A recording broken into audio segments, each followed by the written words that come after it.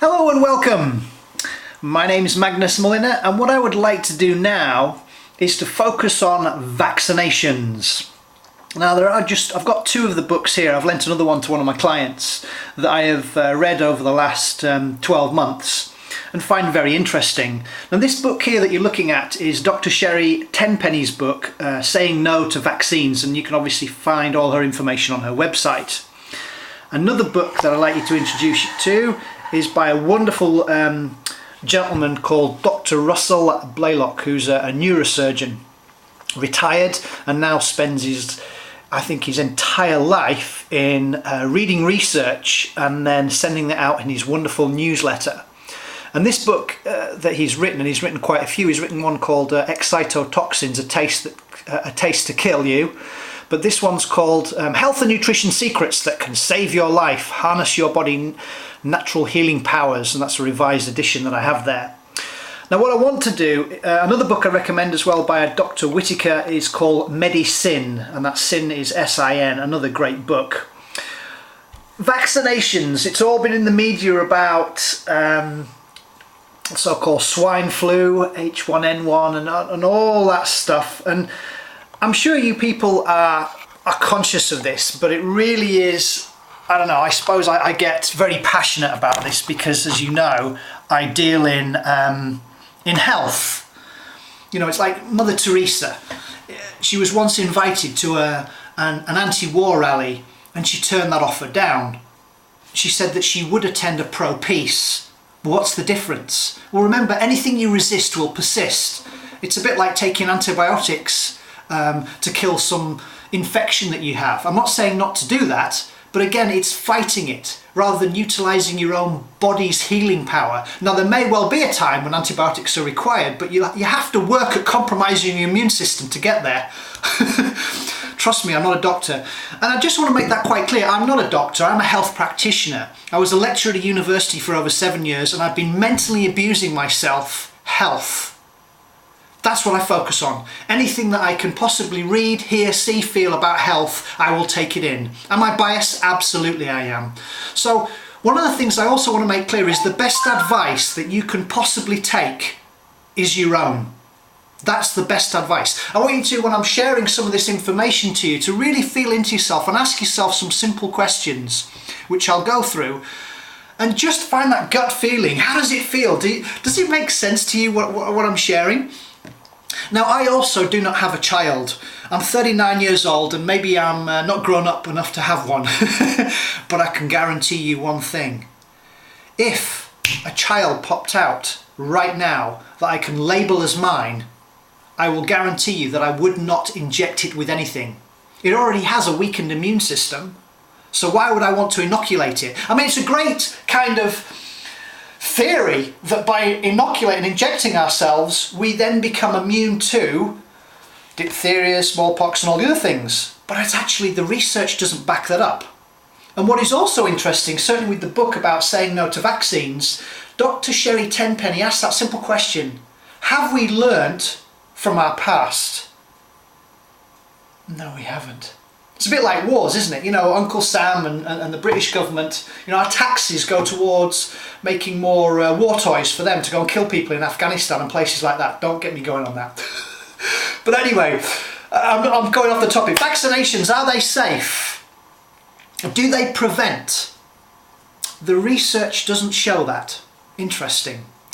Now, I also, as I'm on the topic, want to point, and you guys can get hold of this in the States, so I've ordered it, brought it over, and this is the CCHR, that's the Citizens Commission on Human Rights, investigating and exposing psychiatric violations of human rights.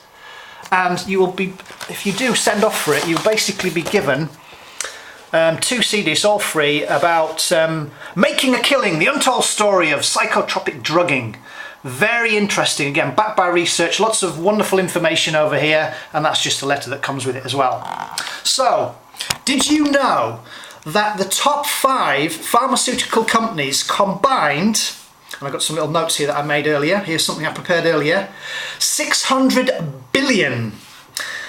Now, this is not a conspiracy theory, these are actually truths to our disease management system in this 21st century. Drug companies have hijacked the US Congress and position themselves to take control of your health. My health as well. Interesting.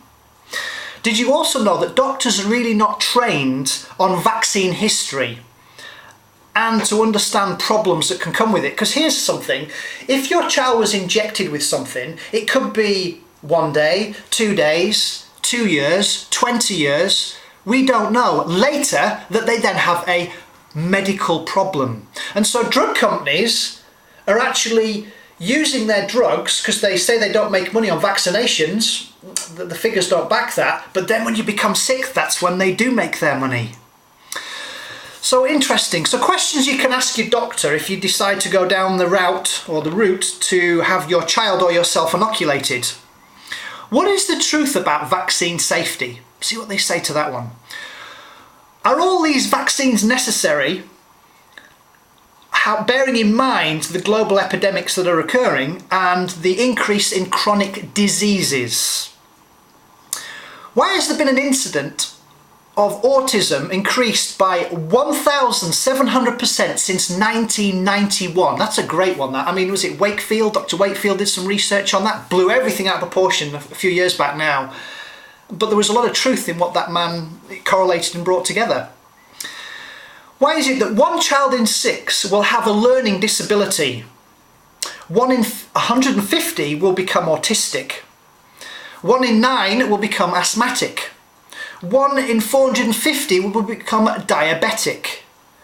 And 15% of all children are diagnosed with attention deficiency disorder. Again, it's a label, so once it's given a label, the pharmaceutical or your doctor can then give you a drug, which at best may treat the symptom, never go to the etiology or the root cause. Stupid. So there's a lot of research out there, and I want you to do your own.